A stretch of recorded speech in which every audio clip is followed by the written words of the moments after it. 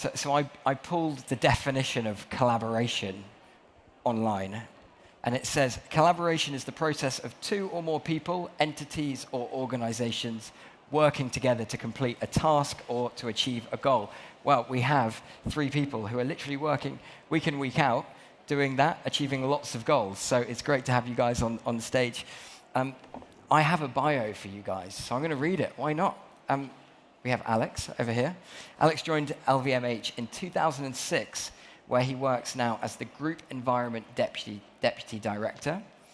He began his career in 1999 as senior consultant leading projects in communication and eco-design with the luxury and agro-food industries, and is an integral part of LVMH's Life 360 initiative. Marie, hello. You are the co-founder and head of product at Nona Source, and Nona Source provide affordable, luxurious dead stock fabrics and leathers from the most exclusive high-end luxury houses and famous designers. And you've been working with LVMH, am I right here, for the last 3 years? 3 years, perfect. And we have Alice. Hello, Alice.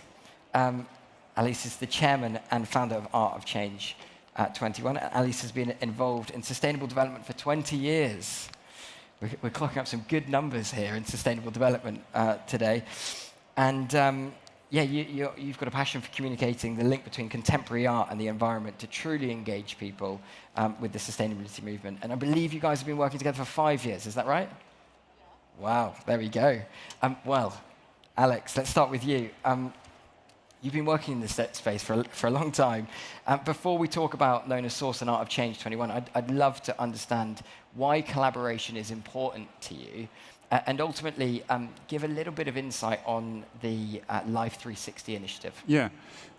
Quickly, first, environment and sustainability is quite a long-standing commitment for LVMH, and it all started 31 years ago now. I was not there at its time, but yeah, we have now a strategy called Life 360. It's based upon 4 main pillars. The first one is circular creativity. It's all about eco-design and product. Second one is about traceability and transparency, so being able to trace all our strategic raw materials until the field, until the mine. And transparency is more about sharing some information at the product level with our customer.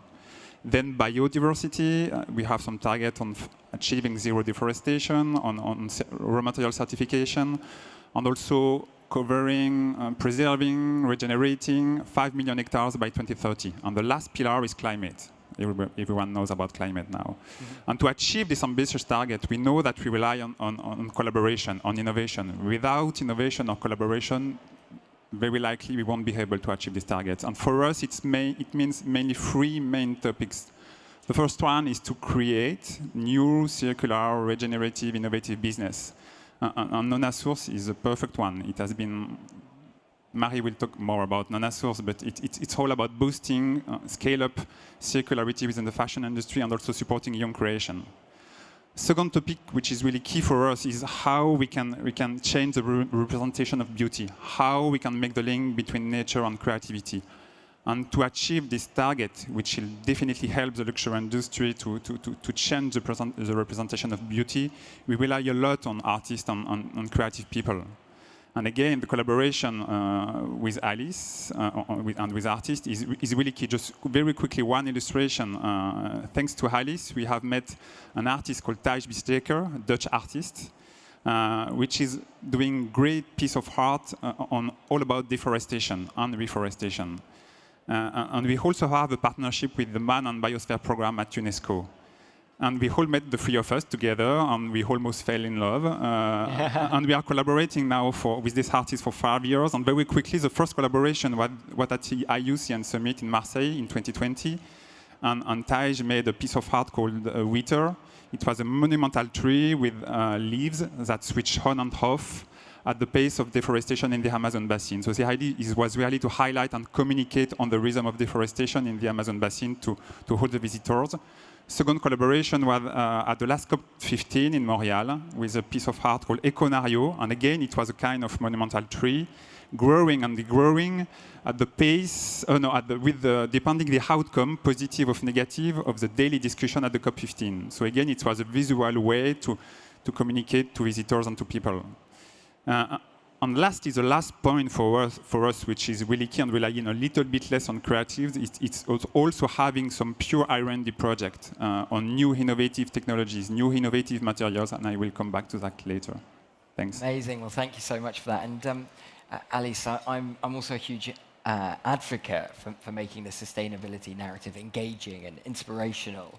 I think that seems like it's core to art of change, but I'd love to understand the importance of collaboration with you, and specifically what the conclave is. Thank you. Just a few words about me, because I collaborate with many people, with artists, with companies, with institutions. As founder and chair of a non-for-profit, I deal with the UN environment, COP climate. As a consultant, I will deal with companies also like LVMH. And also as curator, I will deal with cities, museums. So I have I'm used to collaborate with many different people. You talk about the conclave. This is where Art of Change 21 was born. The conclave is something a bit special, because if you know what a conclave is usually where you elect the new pope. And my idea when I created Art of Change 21 was to gather social entrepreneurs, artists, and young climate activists. The idea was to say, I want to do something new.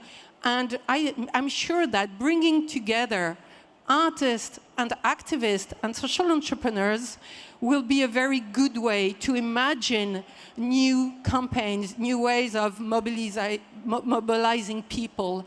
And this is, for instance, how Maskbook, one of our big project, a participatory project at Art of Change 21 is born, with more than 200 events in the world now and about 8,000 participants. So I think this is cooperation in the way of making decision, of brainstorming. And I think that you can use that even to create an NGO, and this is what I did. But now, collaboration, as Alexander was talking about, is very interesting, because I want to share a little anecdote about Taj Bisteker, because when I put them together, the idea was also that LVMH would finance the artwork of Taj. When I said to Taj, hey, LVMH will be your sponsor, Taj told me, stop. I want to check if there is no greenwashing behind that. I want to have a discussion and to have the proof that I would create an artwork talking about deforestation, which would not be sponsored by a company involved in this deforestation. And thank you, Alexander and Hélène Valade, because, it was a new, the power has changed, It was not the artist like, thank you, you give me money. But it was like, okay, let's collaborate together, but based on common values. And so Alexander had to prove that, okay, everything was okay. And then the collaboration could start. And there is another example named Jérémy Gobet, also with LVMH. He does coral restoration as an artist, but he has invented a kind of lace which can help coral to be restored. And the same, we brought him in a biomimicry, fair. We made many different things. And I think that environmentally engaged artists are not in museums or gallery. Not only they love to talk with scientists, they love to talk about innovation with companies, because they want to share solutions. And they are kind of researchers, as well as you have researchers in your innovation department. Well, any artist in the audience knows that you have the power and you can ask for a due diligence process when working with big corporates. That's really interesting to know. And Marie, you've been working together since 2020. I'd love to know what the last 3 years has been like working with LVMH, because it seems to me that the momentum and just the perspective of the circular economy is so different now to even just 3 years ago. And I'd love to know what those early conversations were like with LVMH. Yes, sure. I will just tell you first what is NONASource and what we do at NONASource, and then explain you this momentum.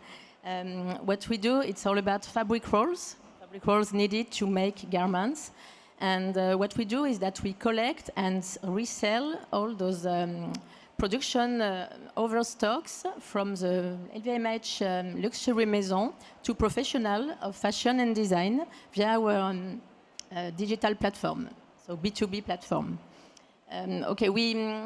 Our ambition is to normalize the reuse of dead stock fabrics, existing resourcing, and to be a key player of circular economy in the fashion industry. And so it's 2 years ago that we opened officially. And it is true what you said about the momentum. It was not that mature as it is today, but all the pieces of the puzzle were already there. On the one side, I can say there were so many independent designers or small brands struggling to get access to high-quality fabrics at affordable prices in a small quantity, because these are the rules of the fashion industry. And on the other side, there were plenty of sleeping rolls, we call them the sleeping beauties, unused in warehouses and just there. And beside that, there is, I would say, the trend, starting and increasing pressure around the waste reduction issue and emergency. So in this context, of course, we had a card to play.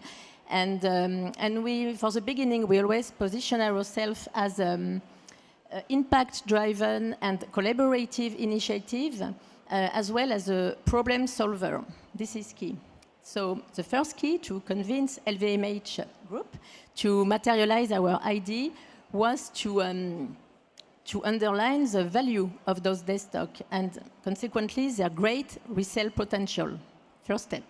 The second step was to onboard all the LVMH maison, because dead stock are coming from their warehouses.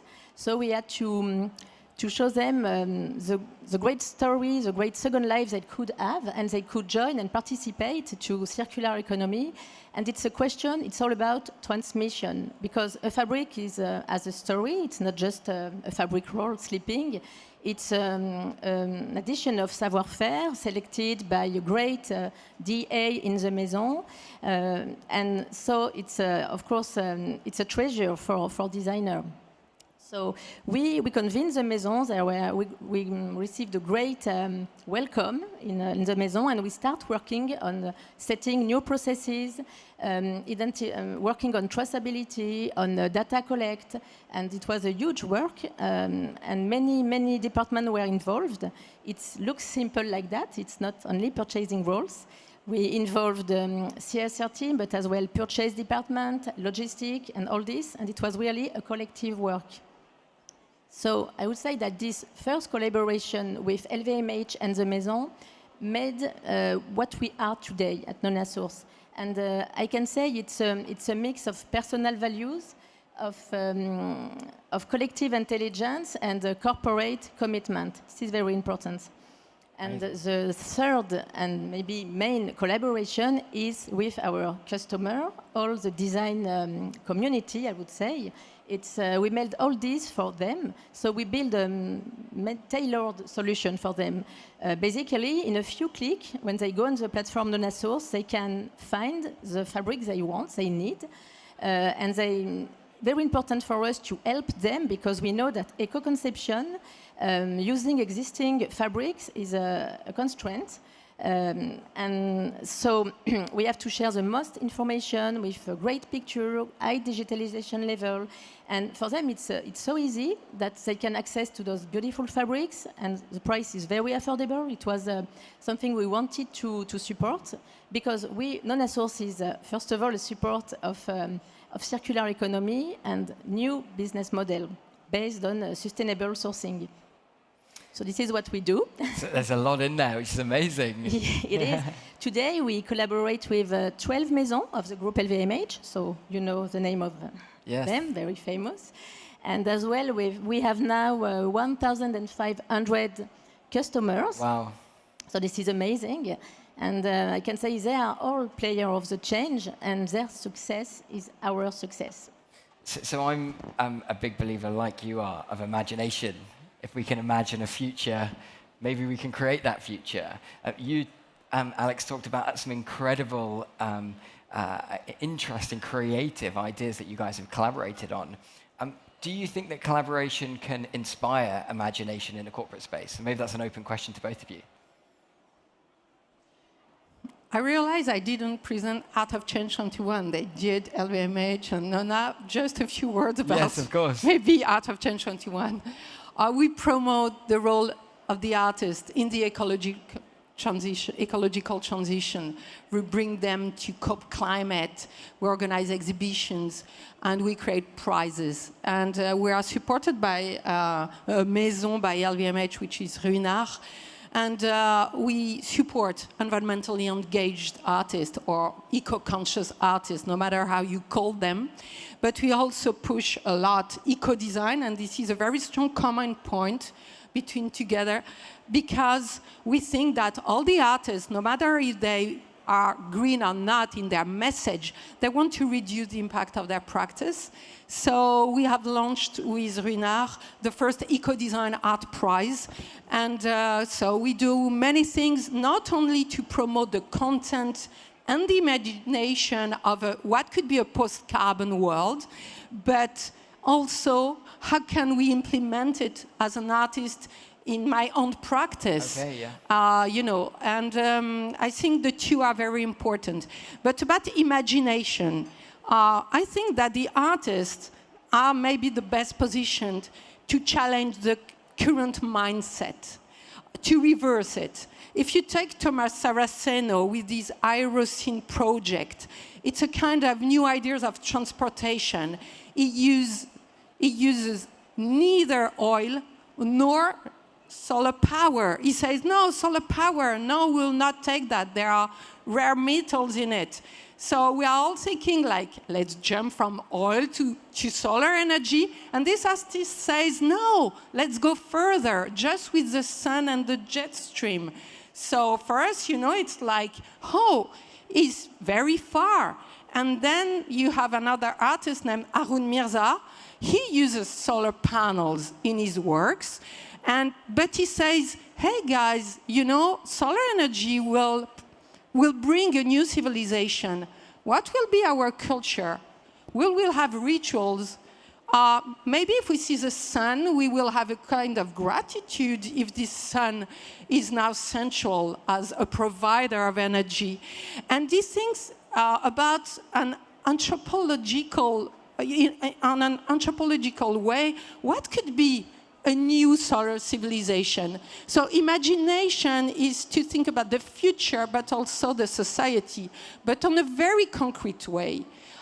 If you take new materials, such as kombucha, mycelium, algae, you know, and even bioluminescence, I know so many artists working on that. They are like the best researchers on that today. And we know, and it's also a common point, that many, you know, companies are also looking for alternatives to the leather and new, that type of. So I think there is a strong connection. And if when you leave, you go behind and you see the Ruinart space at the LVMH Moët space, you will see a kind of tree right here. You know, it's a Niels Udo tree, and this is new, an artwork can provide ecological services. It's in the middle of the vineyard, but it provides biodiversity. It accelerates biodiversity in the vineyard. So you can also think about art in your CSR, in your sustainability strategy. Artists can, you know, challenge you, but also strongly help you. it's definitely a tool within the business toolkit to think differently and think against the grain. Alex, just because we're running short on time, I'm interested to know, is there a secret sauce to a long-lasting collaboration? I'll be short because, yes, it's over now. We are in Paris, so I would say it's almost the same ingredients as a very loving couple. You know, you need a bit of passion. You need a long-standing commitment to create confidence. You need mutual benefits. And of course, you need to be demanding, but also support each other in difficult times, you know. That's it. And you're married for a very long time. Yeah, almost 22 years. And Marie and Alice, is there any final remarks for small brands or artists who are looking to collaborate with large, you know, especially reputational brands? Have you got any kind of thoughts or remarks on that? What I can say about that is what is significant in the new circular model in fashion architecture is the interdependence of say core savoir-faire like manufacturing and the new services like sorting, traceability, recycling, all those new channels. And so this is new and very specific. And this creates bridges and synergy opportunities, especially driven by innovation. So I really believe in that. And we can see today more and more brands and groups that are partnering with startups, innovative startups, to achieve this purpose. So this is very positive because we all need to make an addition with all our skills, and it's a new complete system, totally new architecture that will make the change possible. And Alice, just to finish, you know, in kind of 30 seconds, have you got any tips for small businesses or creatives who are looking for successful partnerships? Again, I think that if you consider an artist as a stakeholder, it's a very good idea to talk with artists because they will represent the interest of the civil society, but with a vision which goes, you know, a very long-term vision. So I think that if you want to go far, it's good to have this view from artists and to collaborate with them. And the artist has the power often. They don't have the power. Artists don't have the power. But they have a power in their mind, but not. Society has to use this power, but they don't have the power within the society. Unfortunately. Maybe things are changing, and hopefully with artists calling out for better due diligence, we know that can be a successful future. So anyway, thank you so much, and please give a round of applause to everybody.